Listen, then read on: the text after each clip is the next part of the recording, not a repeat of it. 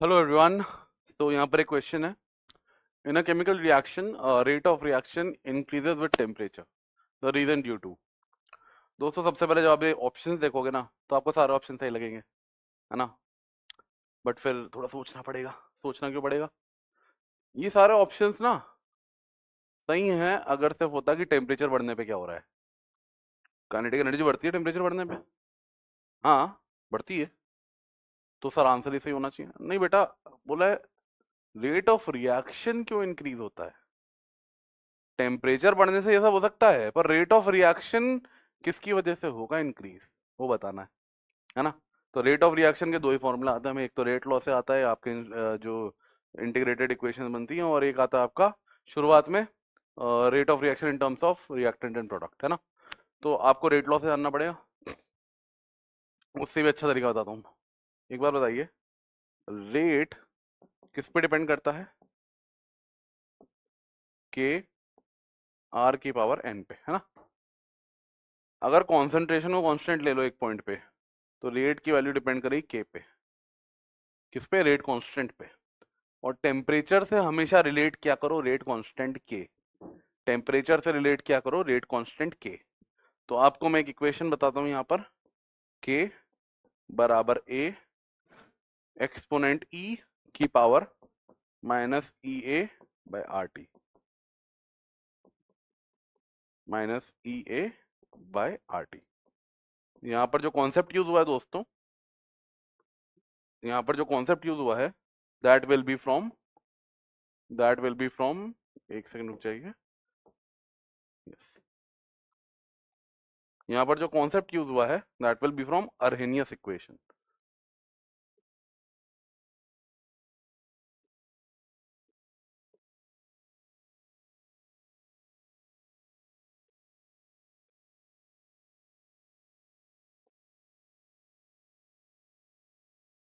तो इसको एक्सप्लेन करने के लिए ये लास्ट वाला पॉइंट एक बार याद रखिए।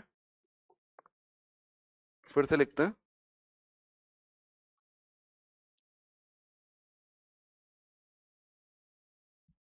के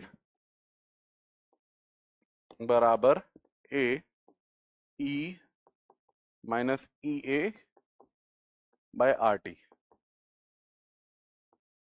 है दोस्तों, K by A is equal to E minus E A by R T. हाँ भाई, टेम्परेचर क्या कर रहे थे? बढ़ा रहे थे ना। चलो आते हैं उस पर, एक सेकंड रुक जाओ। पहले ये बताओ मुझे, पहले ये बताओ मुझे, किसी को पता है कि के बाई को क्या बोलते हैं? के बाई ए को बोलते हैं बोल्ट्जमैन फैक्टर। के बाई ए को बोलते हैं बोल्ट्जमैन फैक्टर। क्या होता है ये?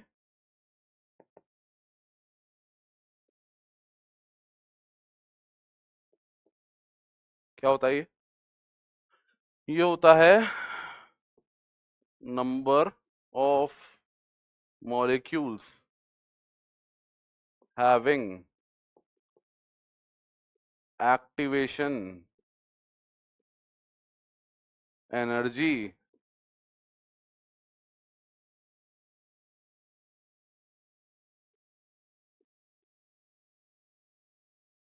इक्वल और ग्रेटर देन ई। इसका मतलब है इसकी वैल्यू जितनी ज्यादा होगी उतने ज्यादा मॉलिक्यूल्स के पास एक्टिवेशन एनर्जी होगी, या उससे ज्यादा एनर्जी होगी। ओके, जितनी ज्यादा के बाई ए की वैल्यू होगी उतनी ज्यादा मॉलिक्यूल्स के पास एक्टिवेशन एनर्जी होगी। एक्टिवेशन एनर्जी ज्यादा नहीं होगी, उतने ज्यादा मॉलिक्यूल्स के पास एक्टिवेशन एनर्जी ज्यादा होगी। ठीक है ना। तो अब मैथमेटिक्स गणित लगाते हैं। ये देखिए, टेम्परेचर का क्या करना है? बढ़ाना है। कहाँ लिखा है? अरे यार देखो ना यार, लिखा है with temperature. Rate of chemical reaction increases with, मतलब विद इंक्रीज इन टेम्परेचर, है ना।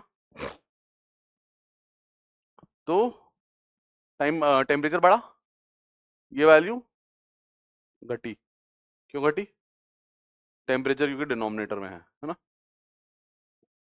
ये वैल्यू बढ़ी। क्यों बढ़ी? सर ये क्या हो रहा है? अरे भाई कुछ नहीं यार, 1/e⁻e⁻t को नीचे ले आओ, 1/1/e⁻e⁻t बना दो, ठीक है ना, माइनस के बदले नीचे लाके प्लस बना दो, समझ जाओगे। ये घटा, ये पूरा बड़ा, सॉरी ये बड़ा, ये पूरा घटा, वो पूरा बड़ा, बड़ा घटा बड़ा, ठीक है ना, वो बढ़ गया, तो k/a बढ़ गया, k/a का क्या हुआ, बढ़ गया, शूट हो गया।